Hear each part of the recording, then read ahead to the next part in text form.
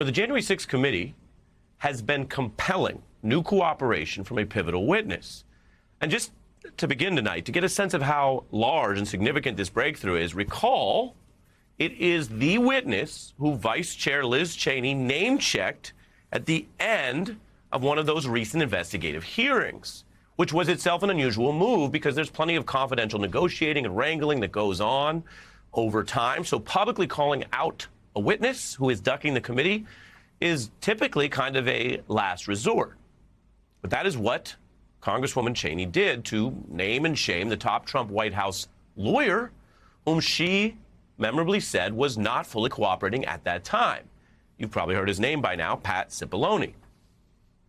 Now, he had talked to the committee once, so he was not totally defying them like, say, Steve Bannon or Peter Navarro. They didn't get to the point of recommending a contempt citation where you can actually go on trial for a felony. But at the same time, he had not agreed to testify under oath. So Cheney led that public charge, which we then learned was the prelude to a subpoena. And this all worked, and fast.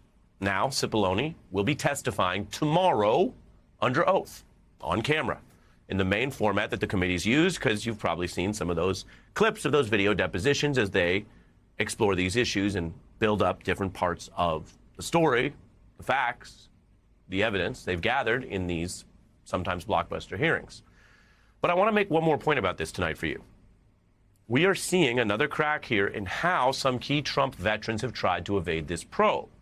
And it matters on both process and substance, because on process, it has been vital to Donald Trump's defense, such as it is, to try to delegitimize the entire committee probe, to try to taint its approach and its findings in advance.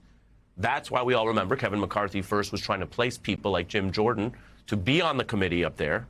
These hearings would be pretty different if he was there. That was trying to undermine it from within. And when Speaker Pelosi outmaneuvered the Republicans on that, saying that Republicans would be allowed on the committee, but not those with blatant conflicts of interest who might be involved in fomenting or helping the coup, well, McCarthy then came up with the backup idea of boycotting this whole thing to argue that then it would be partisan if they boycotted. Now, that failed so badly, even Trump has admitted that didn't work, and he complains they don't have representatives on the committee. Now, why am I telling you about this right now with Cipollone tomorrow? Because then you may have heard this next piece, this emphasis about parsing the available evidence. And if you listen to Trump allies over the last few weeks, especially as anxiety has been increased with the evidence piling up, they talk a lot about the committee's selective information or its, quote, hearsay testimony.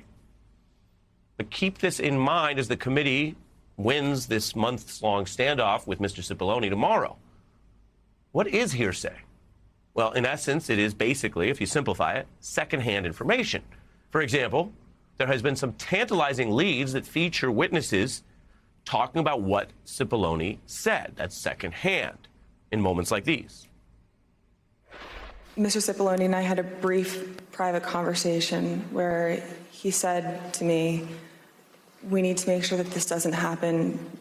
This would be legally a terrible idea for us. Pat Cipollone weighed in at one point, I remember saying, you know, that letter that this guy wants to send, that letter is a murder-suicide pact. Mr. Cipollone said something to the effect of, please make sure we don't go up to the Capitol, Cassidy. Keep in touch with me. We're going to get charged with every crime imaginable. Pat was concerned it would look like we were obstructing justice or obstructing the Electoral College count. Cipollone said it looks like we're obstructing an electoral law, or we're going to get charged, or it's going to be a murder-suicide pact if you get the DOJ in writing on record trying to join a coup.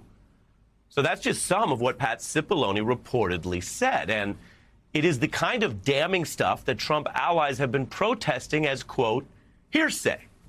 Because, as you just heard, other witnesses are indeed the ones recounting what Pat said without hearing from Pat.